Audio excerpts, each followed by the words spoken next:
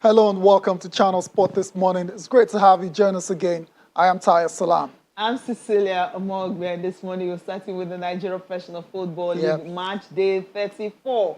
We just have 4 more games to go before the winner will be declared, and Aqua United is looking pretty. But today, the big game, Okay. 30 points. All they have to do not drop any more points, and then you win the title. So it's right there in your hands. It's in the hands. Yeah, I agree. Rangers and the Kano Pillars will be the big game we're looking forward to today, and of course, in Lagos, MFM and Plateau United. Right, match day 34, comprehensive preview of all the games. I have a guest that's going to help us do all of that. The top 3 are in action. Crucial games for Kano Pillars, Aqua United, and Nasarawa United. Also on the program, still talking football, Super Eagles midfielder Frank Oyeka has become the first Premier League signing for Brentford FC after joining on a 5-year deal from FC Midtjylland. Welcome to the Premier League. Welcome. All right. Also on the program, after half a century, Milwaukee Bucks are champion again. And what happened? Giannis Antetokounmpo had to produce a performance for the ages. 50 points. Okay. Gotta take a deep breath for that. For that one. On the final. Monstrous. And of course, at the end of the day, they are champions. Sorry, Chris Paul. Better luck next time. Yeah, better luck next time to the Phoenix Suns and Chris Paul and Devin Booker. But the night was all about Giannis Antetokounmpo, the Greek freak. I'm not very happy calling this guy the Greek freak. Could it be Nigerian something freak. like the Nigerian Nightmare or something? No, we already like have that. Nigerian Nightmare. It could have been the Nigerian freak. Yeah, along those lines. The freak with the Nigerian. I mean, it doesn't really matter. Doesn't have Exactly. Anyways, confirmation of the results for you right there. Game 6. Unfortunately, there's no Game 7, which we all hoped for because the Suns were beaten 105-98 by the Milwaukee Bucks. And as a result, they've now clinched the series 4-2.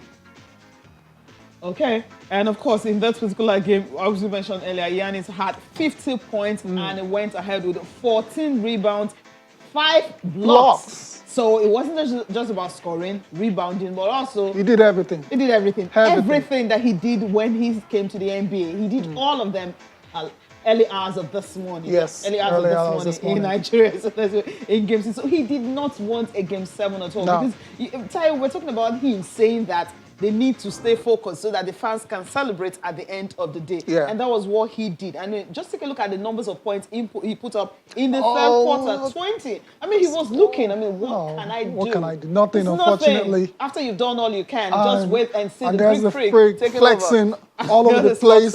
Was his third game in the series with at least 40 points and 10 rebounds. Absolute dominance coming from the Greek freak. This performance was so good. Yeah. He shot 16 for 25 from the field and made 17 of 19 free throws. Cecilia, coming into this game. 7th player in NBA history to have 50 points game in an NBA Finals. Exclusively, just 7. So coming into this game, Cecilia, he was shooting just 55.6% from the free throw line. It was ridiculed a lot. Was a lot of jokes on social media and all of that. But guess what? They fouled him a lot this time around. He went to the line and he made his shot. And that's what you do. That's how you step up to the plate.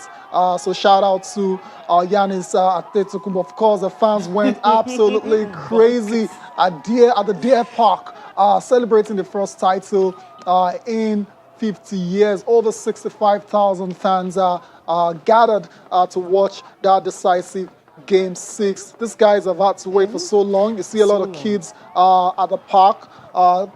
People wearing Bond when they won it the last time in 1971, all celebrate. Look at all these people that are all youngsters wearing a live when they won it in 1971. They're happy. Their fathers were not even born at that time. Exactly. So we're talking about 50 years until 1971 when the likes of Karim Abdul-Jabbar and Oscar Robertson. Those were the two leaders of that team. And they were there to watch the game live, which was really great for all of them. Chris Middleton, Drew Holiday, of course, they had to also contribute with Middleton having a kill bucket late into the final quarters. He finished with 17 points and Holiday finished with 12 points, 9 rebounds and 11 assists. But for Chris Paul, he could only come up with 26 points with 5 assists. Devin Booker, of course, he was off the radar when it comes to shooting on the night. He had just 19 points, 36 36.4% from the field. And of course, someone was responsible for that.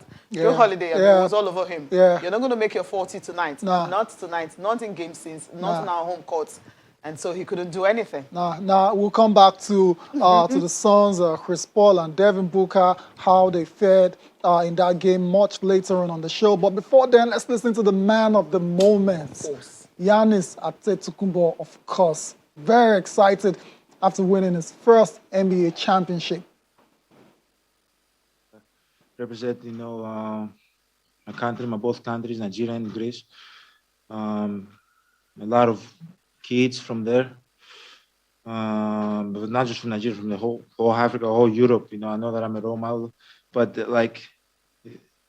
this should make every person, every kid, anybody around the world to believe in the dreams, and no matter whatever you feel, when you feel down, when things don't look like it's gonna happen for you, or you might not make it in your career, it might be basketball, it might be anything. Just believe on what you're doing, keep working. Don't let nobody tell you what you can be or what you cannot do. People told me I can't make free throws. I made my free throws tonight, and I'm a freaking champion. I made them when I'm supposed to make them. Obviously I wanted to get the job done. But that's my stubborn side. It's easy to go somewhere and go and win a championship with somebody else. It's easy. I could go. I don't want to put anybody in the spot, but I could go to a super team and just do my part and win a championship, still won. But this is the hard way to do it, and this is the way. And we did it. Giannis obviously pumped up after that incredible performance in Game 6 of the NBA Finals. At the start of the season, when Giannis signed that Supermax deal, a lot of pundits were wondering, go to a super team. Why are you signing with the Bucks when your chances of winning a championship not too great? But he said it at the time, Cecilia, that he wanted to do it the old school way. He wanted to win a championship with a team that drafted him. And that's what he's done. And it's just incredible. It's remarkable. And I'm very, very happy for Giannis. Of course, there's a Nigerian angle as well, too. I mean, you heard him talking about the fact that what it means for the African continent and also Europe. So he's representing 2 continents right now. Talking about Nigeria, of course, that's where he's from. But then we know his grades. Yeah, too bad. But 2 countries. Yeah. I mean, I love the fact that he was able to identify with Nigeria and also what they can actually take away from what he has achieved. Yeah. I mean, if you listen to the full interview, we talked about Kobe Bryant, how he was inspired by him, and some of that great stars who stayed with the team despite the fact that they were down. Remember 2018, 2019, how they came, got to the semifinals, and that's when, these people talking about he needs to leave to go win a ring and everything. Well, he stayed. I mean, we've seen players, likes of KD, all of them leaving, going to super teams and winning rings. But this is greater than anyone has seen. There's nothing wrong with KD going to form a super team to try and win a ring. Absolutely nothing wrong with it. But players will tell you it feels a lot more fulfilling doing with a team that drafted you. Chance. Exactly. And Giannis went on to deliver perhaps his biggest performance of his career in Game 6 of the NBA Finals. And of course, it was named the MVP. Easy choice after averaging 35.2 points, 13.2 rebounds, and 5 assists while shooting 61% from the field.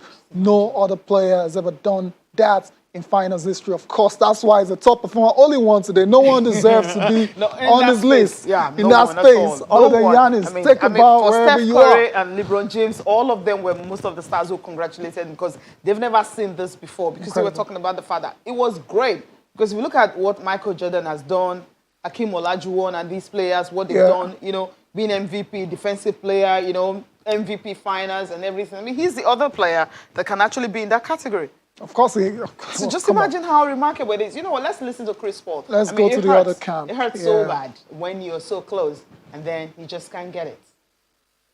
All right, Chris Paul, 26 points. That's what he put up. I mean, Devin Booker, of course, put up 19 points. Let's talk about Devin Booker, Cecilia. Let's talk about Devin Booker. The Suns cannot win a game without Devin Booker. Devin Booker playing at the top of his game. In this game, 19 points. Sounds decent. But look at the shots I mean, if you have someone who made 40 points back-to-back, and you're telling me 19 is decent. I mean, that's why it's just decent. It's just there. But the issue on the night for Devin Booker was he struggled big time from the field. He shot just 8 for 22. That's very, very bad. It's missed all 7 3-point course. attempts. I mean, All 7. yeah, so the Suns they will struggle to win games when Devin Booker is playing that way. But the good thing, or the positive for Devin Booker, is that he's still very young and still has many more years in the NBA. And the Suns overall are a very young side, with the exception of Chris Paul. But we've seen this year that Chris Paul, despite being in his mid-30s, can still play at a very, very high level. So don't be so quick to rule out the Suns from making another run at the championship, perhaps next season. So that's it for the NBA. Cecilia, too bad for us as well, because we were hoping for Game 7, so we have more time to talk about the NBA, but that's it. I'm afraid it's over. It's the end of the season. Yes. Okay, Devin Booker will now book a flight and go meet his other teammates. At the Olympics. That's next for him. Joe Holiday also will be there. Yeah. By the way, congratulations to Jordan Nwora as well, too, of Nigeria. He's an NBA champion in his rookie year. Can you imagine Do you know what that? I mean? It's a big deal. It's a big deal. So he's going into the Olympics as a champion. Yeah. While some other people are going as a loser. Okay. All right. Countdown to Tokyo 2020 Olympic Games, which is in 2021. Opening ceremony is going to be on Friday, and it's just 2 days to go. Wow.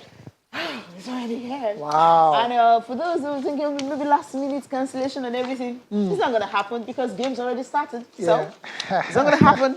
The Olympics is here. Yeah, I mean, I've seen a few media talking about not ruling out a last-minute cancellation of the Olympics, but that's not going to happen, barring a natural disaster, a serious one for that matter.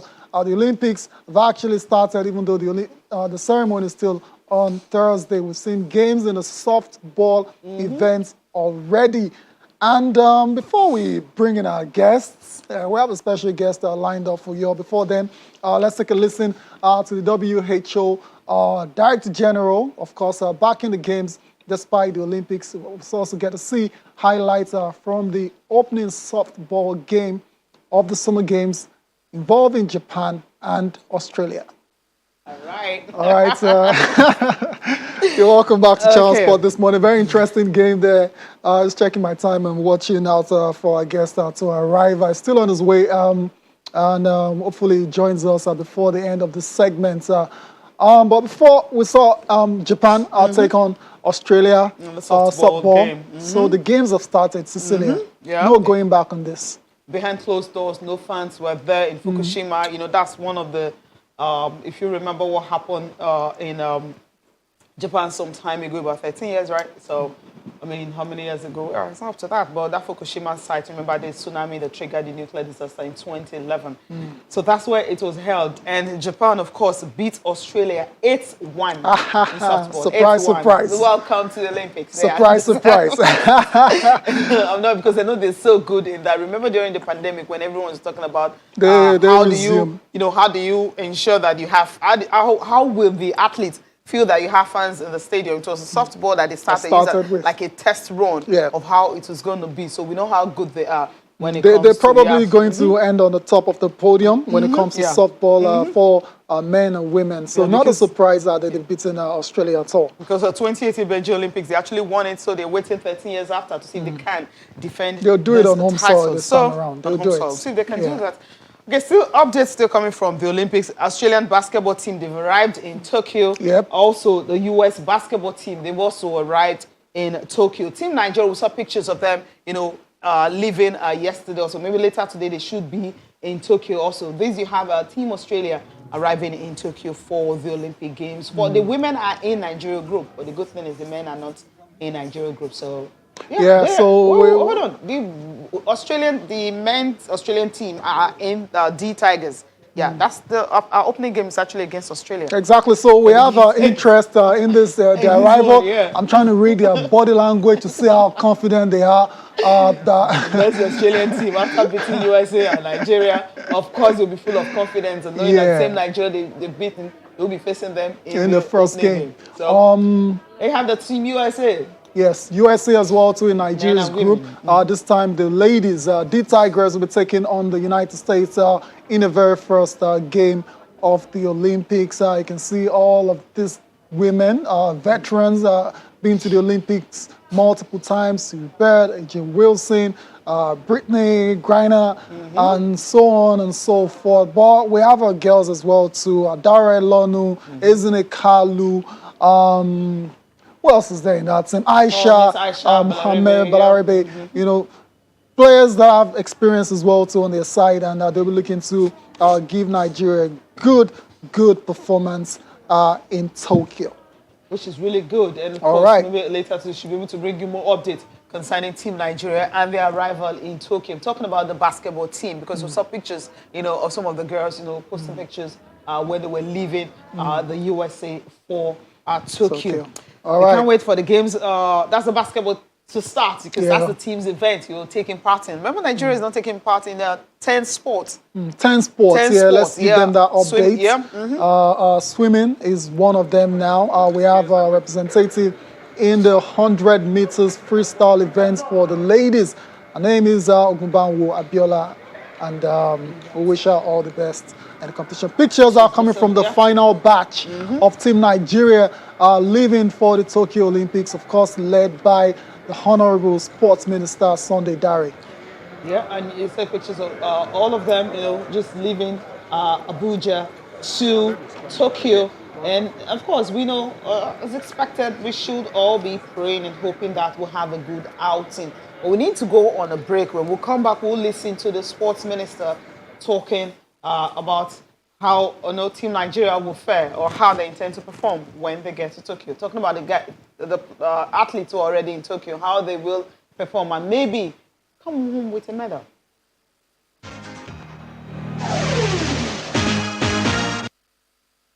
Over 11,000 athletes from 205 countries will be competing for medals in Tokyo.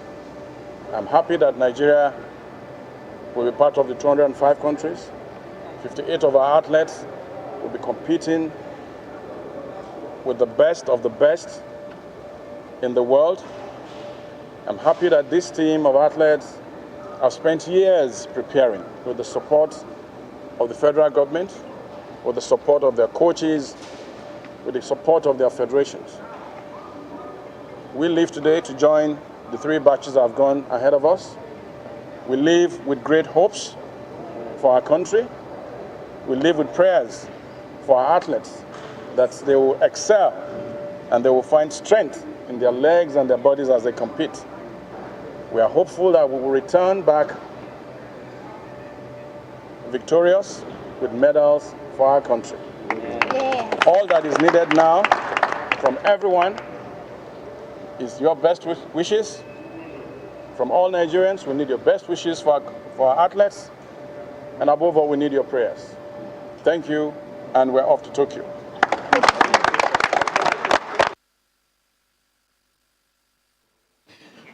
All right, they're off to Tokyo. Well, maybe later today they should be landing there. That's the final, the final delegation that's actually going to Tokyo. You can see most of the officials. Of course, Daniel Amokachi is there. You know the reason why, because he's one of the ambassadors for sports in Nigeria. So you guys can talk to us, send us an email of what you think about Nigeria's participation at the Tokyo 2020 Olympic Games. The minister saying that they're not going there for show, but then we should pray for them and expect the best from all the athletes over there. 10 sports: swimming, rowing, canoeing, basketball, track and field, taekwondo, so many sports. But then what can we get out of this? So talk to us on Sports This Morning at channelstv.com. So send us your email, and of course we'll try as much as possible to read as many as we can before we leave the show. Of course, it's the Olympics season, so imagine a lot of your responses will have to do with Nigeria's expectations. Your expectations are for Nigeria at the Summer Olympics. Last time out in Rio wasn't too great, just the 1 medal from football. London was even worse. They didn't win jack. And so, but for whatever reason, there's excitement this time around going into the Tokyo Olympics.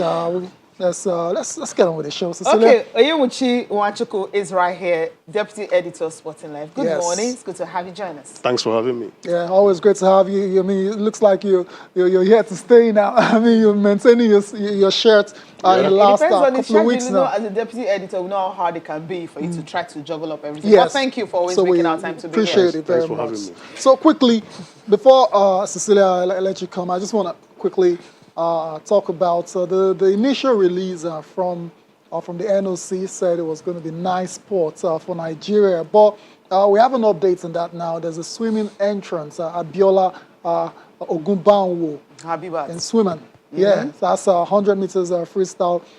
Swimming obviously is not a very bright prospect for the country.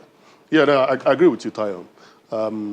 I believe the Nigerian Olympic Committee and the Sports Ministry may have thought about exposing this swimmer. We have not seen much of her, but perhaps they are looking at the next Olympic Games.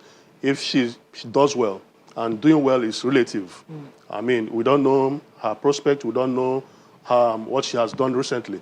But if this Olympic Games affords her the opportunity of everybody seeing her and knowing that she has the potentials to make a podium finish, not in this Olympics, maybe next time, then it could help her get a lot of support.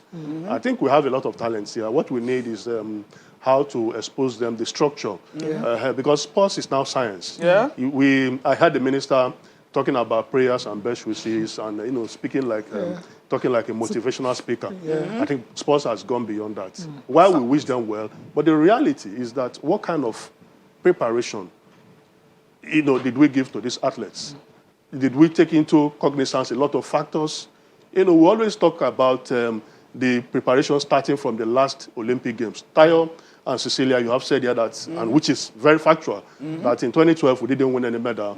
The football, the team gave us bronze the last time, and now we are hoping, but that hope must be backed up by preparations, and it should be science-based. It's a whole gamut of issues. Even the nutrition of the athletes are very important. So we need to get our. I wish the sports minister and the athletes well. I hope they perform to the best of their ability. But for me, I want to be modest in my expectations. Fair enough. And in that, you could feel it. You could hazard a guess about the athletes who could make it to the podium.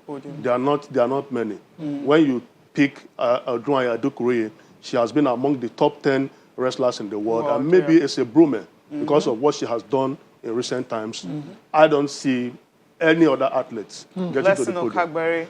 Maybe because of our returning time, with so much pressure on her. Yeah, okay, I get what you're trying to do. Put so much pressure on her. Take it away and just if we can manage let her, surprise us. Exactly. If we can manage her, she's a bright prospect. We've not been able to manage her. We have seen Olympic Games where athletes, the officials were even crying for her to give them a medal.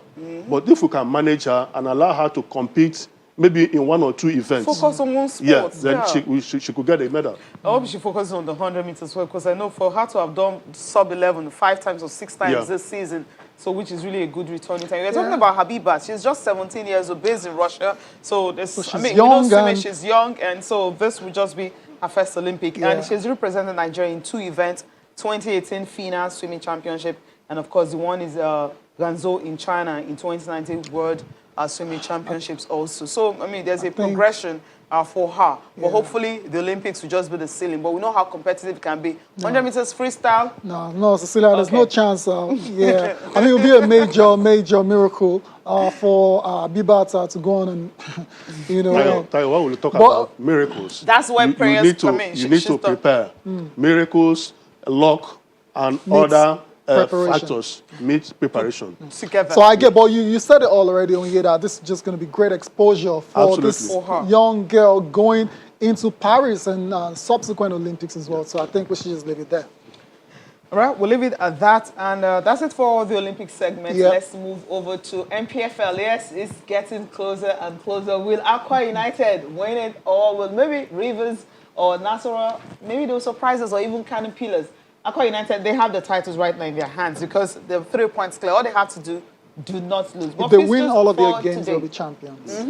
Fixtures for today, midweek games, we have them match day 34. starting from the game between Aqua United and Warrior Wolves.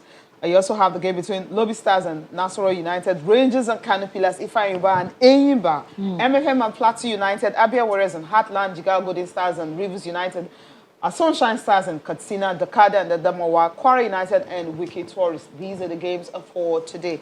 So, Yes, Uchi, where do we start from? Start with the MFM, Lagos and Plateau United? Okay, start with that first. We'll go to Aqua United, what they can do against Warrior Wolves. Get all 3 points at home. So the top 3 teams are in action today. Enyimba is playing tomorrow. So they can sit back and watch what's going to happen, and they go for it tomorrow against what they're playing tomorrow as well. Enyimba. Enyimba playing Ifeanyiba. SC Ifeanyiba. Okay. Right. Yeah, I was asking about MFM and Plateau United starting from home, of course. That's taking place in Lagos. Yeah. I mean, MFM has been very well. Before now, they've been very, very good at home.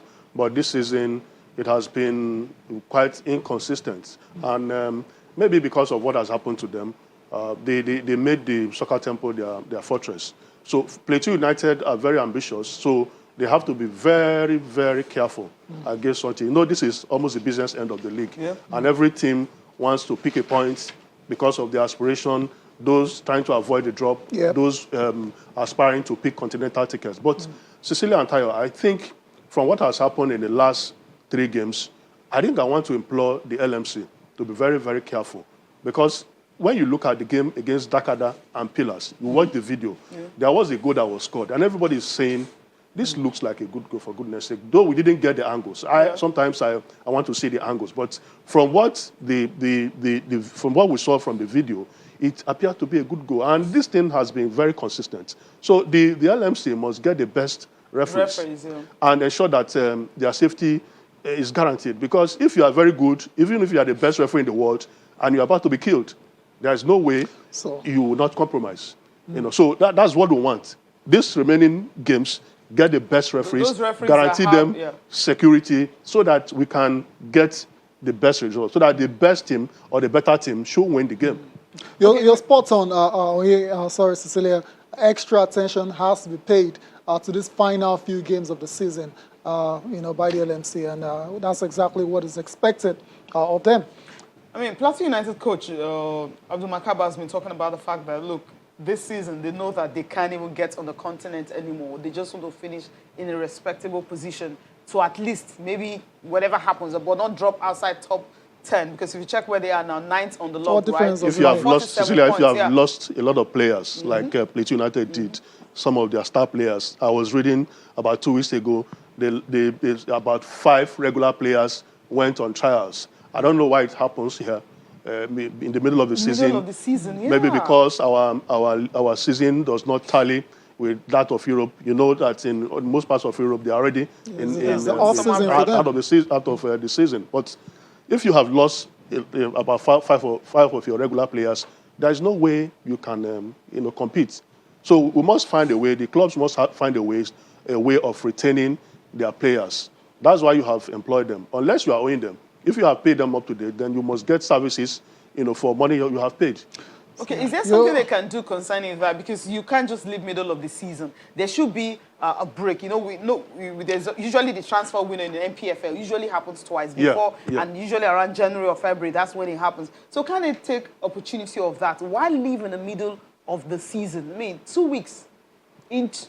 I really don't know. This has been... Is this a rare occurrence? No, it's not. Exactly. So it has been happening. I'm saying, is there a way, maybe NFF, LMC can actually have a rule? Because that's irresponsible for both the club and the players, because I don't know what deal they signed that you mentioned. But if, for instance, except maybe you've not paid them, which LMC have stated that if you've not paid players a couple of months, they can leave anytime. If that's the case, it's fine. But if that's not the case, why will the 5 players be going on trials when you're in the middle of the season, when it's not during the transfer window? I really don't understand. Like Tayo said, this has been a recurring decimal, and the organizers and the clubs have not been able to nip it in the bud. And you really want to look at the contracts the players have signed. Like you said, if you have signed a contract, maybe for instance 1 year, 2 years, you should honor the contract. And sometimes the clubs really don't pay. And it's so amazing and intriguing that the players just disappear and nothing happens. Yeah. You know, so the case of sanction. Samuel Enoshiri, who left Yeah. Heartland for Katsina, his case was very clear.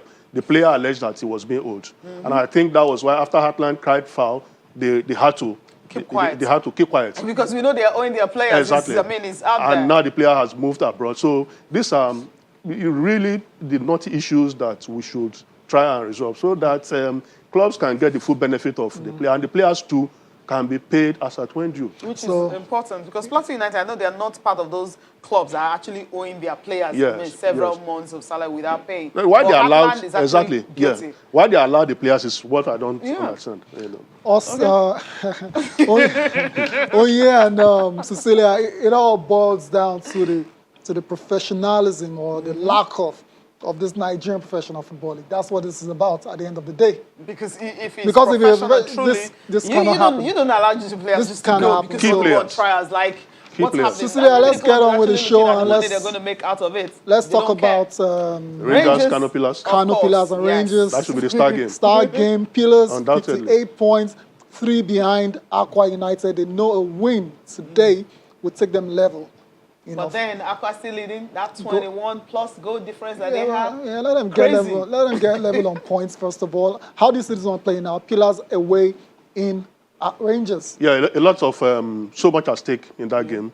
You recall in the first round, Rangers went to Kaduna and held Pillars to a 1-1 draw. So Pillars will want to take their pound of flesh in that game. And the referee of that game happens to be one of the best, Ferdinando Do. Okay. Though Yeah. Rangers fans are crying that why must they bring the same referee? You know, in their last home game against Wiki, it was the same referee that officiated. But Doesn't matter. These things happen. It's one of the best, and he should officiate one of the best games. In the week. So I expect a lot of firework from the players.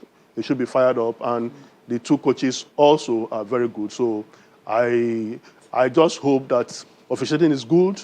The players are allowed to do their best, and I wish the two teams well. You know, anytime you're playing that, Rangers happens to be, that's the only place I know that you hardly have this fan trouble. Yeah. I mean, I don't know, I'm not trying to praise them, but I think maybe their fans are more educated, or maybe the way they set up the stadium, so it's hard for you to want to foment trouble. So this game, there's not going to be anything like fan trouble or anything. I know that Hopefully. for sure. Not hopefully, for sure, because I'm sure. Anytime Rangers are playing at home, that's the only home side I can actually trust Okay, we'll see. when it comes to There's another NPFL. intriguing, match again. an intriguing match. Yes, let's go on. The Heartland Abia Warriors. Okay. Yeah. The strugglers. Yeah, the strugglers. And the intriguing thing is that in the last 11 games, incidentally, Abia Warriors have won 6 games. Okay. You know, and 3 of them away from home. The only time Heartland won was just last year, one. So it's somehow that Heartland has not been able to defeat, have not been able to have upper hand against Abia Warriors. And both of them, like you said, they are struggling. So it's going to be a dogfight. They're not safe. They're because not that's safe. why Heartland may be 12, but if you check the teams actually at the 44 bottom, points. 34 points. So that won't keep you in the league. If you don't win the remainder of your game, so it's usually very hard. And for Abia Warriors, oh gosh. Let's talk about the league leaders. Aqua United, Cecilia has been on and on about how they have this title in their hands. All they have to do is win all of their games, which is easier said than done. But starting today, they take on Warri Wolves. Yeah, but they have been very good at away from They home. were I mean, unbeaten for like 18 the last game in Port Harcourt, they drew 1-1. And Just I mean, Rivers, Rivers State, great points. Who is chasing Rivers them? United are formidable. And for Aqua to have gone there, in spite of everything that the happens in points. a away game, secured 1 point, then it means that they mean a business. And I really fancy their chances. I think they could nip it with the way they are going. They should be Warri Wolves definitely today. As much as 3-0. Yeah, Because convincingly. Convincingly, yeah. Okay. Because they need that. Once you do that, you know that even if the game between Kano Pillars, Nasarawa, even if Nasarawa wins or Kano Pillars win, you know that 3 points, you know, you still have it. And of course, That you're cushion. increasing your goal difference. Yeah. And that you're getting closer to the title at that moment. So if you're winning this one, 34, you know, you just have 4 more games to go. And for those clamoring for, a change, you know, usually Enyimba, Pillars are the teams that. But for Getting now, one title. we are seeing Aqua United, Nasarawa United, and maybe Pillars who are like old war horses in the top 3. So for those who are desirous of changes, then they have it. Now. Yeah. There you have it. But when you're looking at when you're looking at Nasarawa United, okay, yes, that's the changes you're talking about. Now, what did Aqua United did right this season? Because we've seen the progression they've had. I mean, when we spoke to the Promise team, talked about the fact that keeping faith with a particular coach, not changing coaches. But they did it last season and 2 seasons ago. But this time around, I mean, they started so slow, but they kept faith with the coach, and now they're reaping the benefits. While most of the clubs are talking about injuries, I listened to Fatah Shaw talking about the fact that he's got about 12 fit players. The others are injured. I mean, because of, the season's coming to an end, I mean, the traveling. But Aqua United seems to be the only team that most of the players, they're not complaining about injuries. They're traveling well. Is it the running of the club, or maybe there's something different they're doing apart from just winning games? Yeah, it's a combination of everything you have said. I mean, the past seasons have been a learning curve for them. And Paul Bassi, our senior colleague who is the chairman, has been, ahead of the management. So the consistency is there. And they got a coach who has been there for some time too. So the players are able to understand his philosophy and his style of play. And like you said, they are traveling well. Sometimes they fly to away games. It also helps the players. They are fresh. They are happy. And they know that the management means well for them. So they want to. It's like you playing to reciprocate what the management has done for you. So a lot of things. I think if we can sustain the model, that's always the issue. Enyimba used to travel like that. Yeah. They had a lot going for them. But we can't go into what happened to them this season. We don't have that time. But for Aqua United, I'm so happy that they are getting what they deserve, and they are playing at a very beautiful stadium. And, I mean, when you play at that tough and you don't exhibit any skill, you don't expose yourself, then there's no place you can play good football. No excuses whatsoever. And Aqua United, they seem like one of the best run clubs in the NPFL, and like I said, maybe they're just reaping the benefits of investing of all of that. We need to go on a break now. Of course, Nasarawa United, they will be in action as well too. They're away at Lobby Stars. Very tricky. That's almost not Central Derby. Yeah, right. Lafayette to Makurdi is just 45 minutes. So it's always very keenly contested. Keenly contested. Let's leave it at that. Only is not going to definitely stick out his neck for the winner of that game. We need to go on a break now, and we'll come back. We're going to take a look at what's happening in the world of boxing. Anthony Joshua is coming back.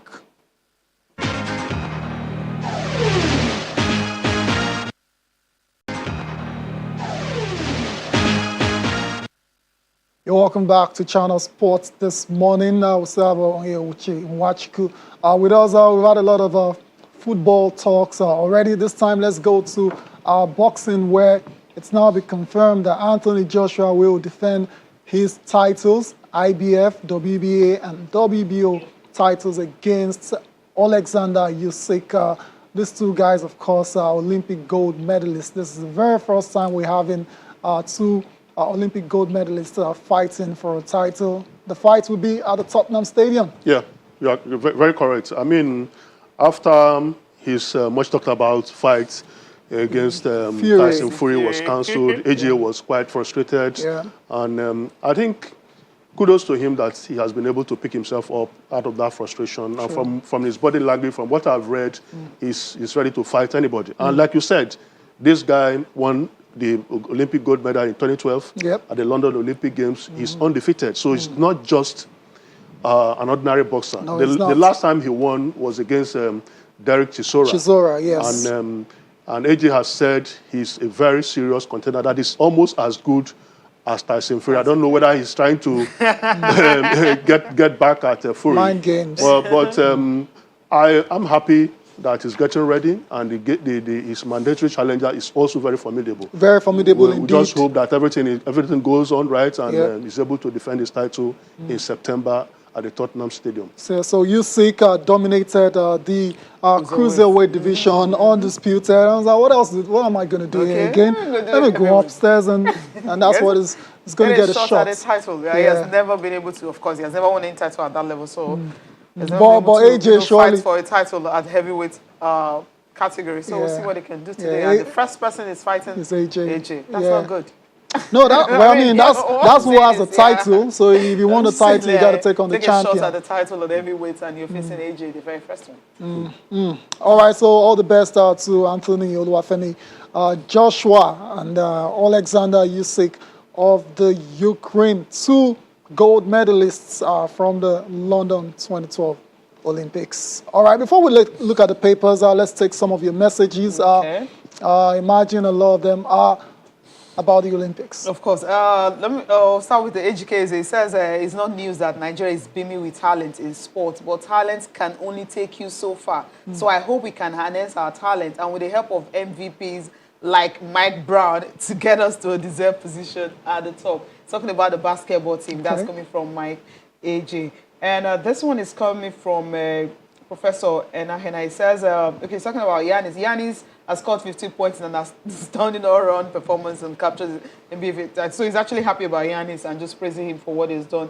And Samuel Idemudia says he's wishing all Team Nigeria the best if only they are well prepared. So he's actually sending us messages from Nasarawa State. Professor Nahena also talking about MPFL and officiating. In as far as referees that are selfish put pressures from home fans and home teams officials, then we would have made uncompromising level of achievement in MPFL. So what he's trying to say is that, I mean, referees and home fans should not be putting pressures on the away team. So if we're able to do that, then we should have a good achievement in MPFL.